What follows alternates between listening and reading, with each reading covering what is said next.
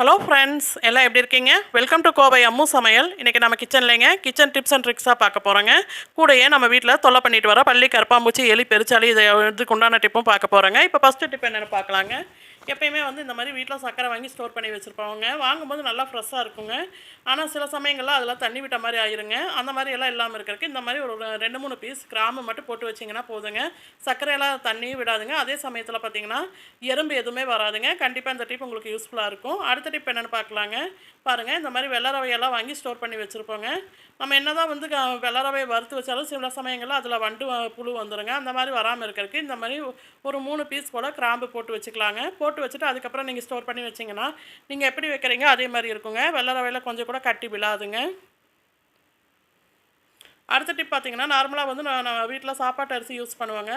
சாப்பாட்டு அரிசியில் எப்பயுமே வண்டு சீக்கிரம் வரக்கு வாய்ப்பு இருக்குங்க. அந்த மாதிரி எல்லாம் வராமல் இருக்கிறதுக்கு இதுலேயும் ஒரு 3 பீஸ் போல் கிராம்பு போட்டு விட்டுக்கலாங்க. போட்டு விட்டு அதுக்கப்புறம் நீங்கள் ஸ்டோர் பண்ணி வச்சிங்கன்னா இதில் எந்த ஒரு வண்டுமே வராதுங்க. இப்போ அடுத்த டிப் என்னென்னு பார்க்கலாங்க. அதுக்கு பாருங்கள், இந்த மாதிரி ஒரு கை நிறையா கொஞ்சமாக கிராம்பு எடுத்துக்கோங்க. பாருங்கள், நான் இவ்வளோ தான் சேர்த்துருக்கேன். இதை இடிகளில் 1-2 நல்லா இடித்து எடுத்துக்கலாங்க. பாருங்கள், இப்போ இடித்த பவுடரை ஒரு பிளேட்டில் சேர்த்துக்கிட்டாச்சுங்க. இப்போ ஃபஸ்ட்டு டிப் என்னென்னு பார்க்கலாங்க. ஃபஸ்ட்டு டிப் பார்த்தீங்கன்னா கொசுக்கு உண்டான டிப்பு தாங்க. அதுக்கு பாருங்கள், இந்த மாதிரி ஒரு விளக்கு எடுத்துருக்கேங்க. அதில் கொஞ்சமாக இந்த மாதிரி கிராம்பு தூள் சேர்த்துக்கலாங்க. இப்போ இது கூடயே கொஞ்சமாக மஞ்சள் தூள் சேர்த்துக்கலாங்க. கொஞ்சமாக ஒரு அரை கற்பூரம் போல் பொடிச்சு சேர்த்துக்கலாங்க. இப்போ இதில் நம்ம வீட்டில் யூஸ் பண்ணுற நல்லெண்ணெய் சேர்த்துக்கலாங்க. உங்கள்கிட்ட வேப்பெண்ணெய் இருந்தால் கூட அது கூட சேர்த்துக்கோங்க. சேர்த்துட்டு இதை நல்லா இந்த மாதிரி கலந்து விட்டுக்கலாங்க.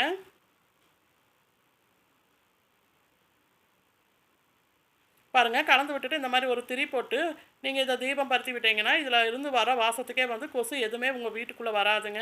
வீட்டுக்குள்ளே எப்பயுமே ஒரு நல்ல ஒரு பாசிட்டிவ் திங்ஸ் வைப் இருக்குங்க. கண்டிப்பாக இந்த டிப் உங்களுக்கு யூஸ்ஃபுல்லாக இருக்குங்க.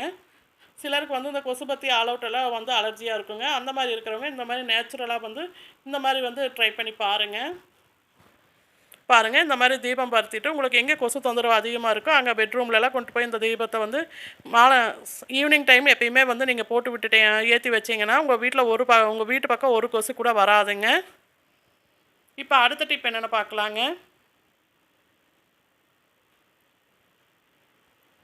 அடுத்த டிப் பார்த்தீங்கன்னா கரப்பாம்பூச்சி, பள்ளிக்கு உண்டான டிப்புங்க. அதுக்கு இந்த மாதிரி பாருங்கள், ஒரு 2 நியூஸ் பேப்பர் போல் சின்ன சின்ன பீஸாக நான் கட் பண்ணி எடுத்து வச்சுருக்கேங்க. இதெல்லாம் நம்ம பொடி பண்ண கிராம்பு தூளை சேர்த்துக்கலாங்க. இது கூட ஒரு கற்பூரத்தை நல்லா பொடிச்சு சேர்த்துக்கலாங்க.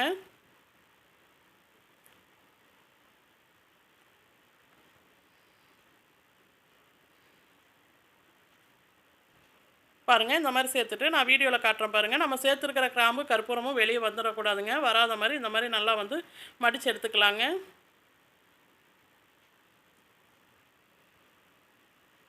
இந்த மாதிரி மடித்து எடுத்துகிட்டு ஒரு சின்ன ரப்பர் பேண்ட் போட்டுக்கலாங்க.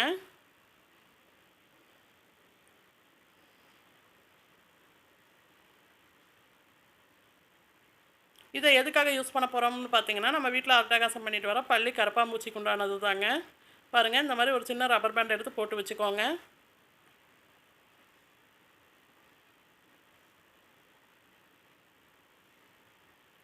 ஃபஸ்ட் டைம் என் வீடியோ பார்க்குறவங்களா இருந்தீங்கன்னா ரெட் கலர் சப்ஸ்கிரைப் பட்டன் அழுத்துங்க. பக்கத்தில் இருக்கிற பெல் பட்டனில் ஆல்னு கிளிக் பண்ணுங்கள். அப்போ தான் நான் போகிற ஒவ்வொரு வீடியோவோட நோட்டிஃபிகேஷன் உங்களுக்கு வருங்க.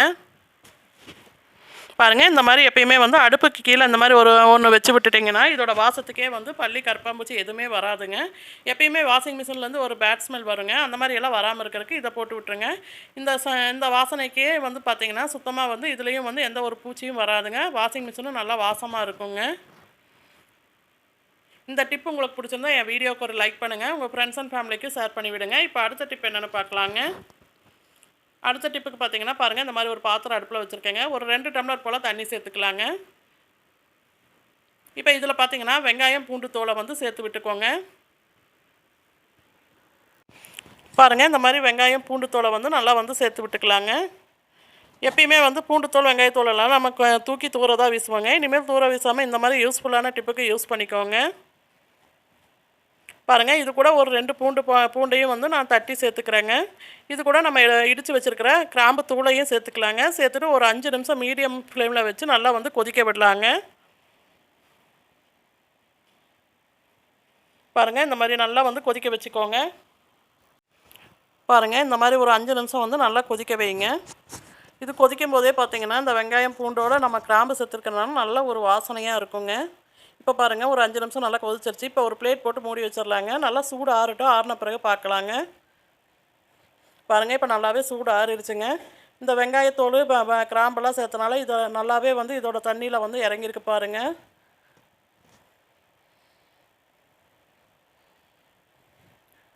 இதோட எசன்ஸ் எல்லாம் நல்லாவே இந்த தண்ணியில் இறங்கியிருக்கு பாருங்கள். கலர் நல்லா மாறி வந்திருக்கு பாருங்கள். இப்போ இது கூட நம்ம இன்னொரு பொருள் சேர்க்க போகிறோங்க. அதுதான் நம்ம வீட்டில் யூஸ் பண்ணுற பெருங்காயத்தூளுங்க. உங்கள்கிட்ட பெருங்காயம் கட்டி இருந்தால் கூட அதையும் சேர்த்துக்கோங்க. பாருங்கள் கொஞ்சமாக இந்த மாதிரி பெருங்காயத்தூள் சேர்த்துக்கலாங்க. அடுத்தது பார்த்திங்கன்னா நம்ம வீட்டில் யூஸ் பண்ணுற லைசால் சேர்க்க போகிறோங்க. பாருங்கள் ஒரு மூடி போல் வந்து லைசால் சேர்த்துக்கலாங்க.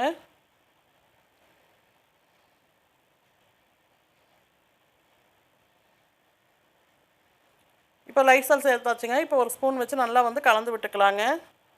இப்போ நல்லா ஒரு பவர்ஃபுல்லான எலி பெருச்சாளிக்கு உண்டான ஹோம் ரெமெடி ரெடி ஆயிடுச்சுங்க.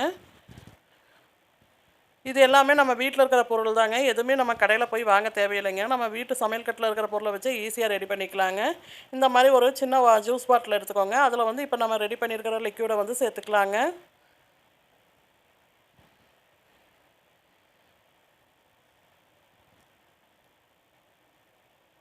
பாருங்கள் இப்போ இந்த லிக்யூடை சேர்த்தாச்சுங்க. இந்த வாட்டர் கேன் மூடியில் இந்த மாதிரி சின்ன சின்ன ஹோல்ஸை நான் போட்டு வச்சுருக்கேங்க. இப்போ அதையும் மூடி போட்டுக்கலாங்க. இப்போ இந்த தண்ணியை வந்து இந்த லிக்யூடை வந்து நம்ம எங்கே யூஸ் பண்ண போகிறோன்னு பார்த்தீங்கன்னா நம்ம வீட்டில் யூஸ் பண்ணுற வாஷ் பேசனில் தாங்க. இந்த மாதிரி நைட் படுக்கும்போது நல்லா ஸ்ப்ரே பண்ணி விட்டுட்டு பார்த்தீங்கன்னா இதோட வாசத்துக்கே வந்து பல்லி கரப்பாம்பூச்சி எதுவுமே வராதுங்க. அதே மாதிரி உங்களுக்கு எலி தொந்தரவு அதிகமாக எங்கே இருக்கோ அங்கே கொண்டு வந்து இந்த மாதிரி வந்து நல்லா ஸ்ப்ரே பண்ணி விட்டிங்கன்னா இதோட வாசத்துக்கு வந்து எலி பெருச்சாளி பாம்பு எதுவுமே உங்கள் வீட்டு பக்கமே வராதுங்க. இது ரொம்பவே ஒரு பவர்ஃபுல்லான ரெமெடிங்க. கண்டிப்பாக மிஸ் பண்ணாமல் நீங்களும் ட்ரை பண்ணி பாருங்கள். உங்களுக்கு எலி தொந்தரவு எங்கே அதிகமாக இருக்கோ அங்கே வந்து நல்லா வந்து ஸ்ப்ரை பண்ணி விடுங்க. பாருங்கள் இந்த மாதிரி நல்லா ஸ்ப்ரே பண்ணி விடுங்க. இப்போ அடுத்த டிப் என்னென்னு பார்க்கலாங்க.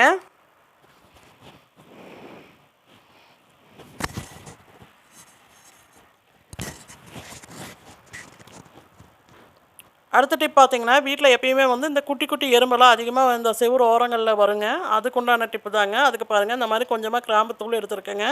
அது கூட பொடிச்ச கற்பூரத்தையும் சேர்த்துக்கோங்க. சேர்த்துட்டு இந்த மாதிரி நல்லா வந்து மிக்ஸ் பண்ணி விடுங்க.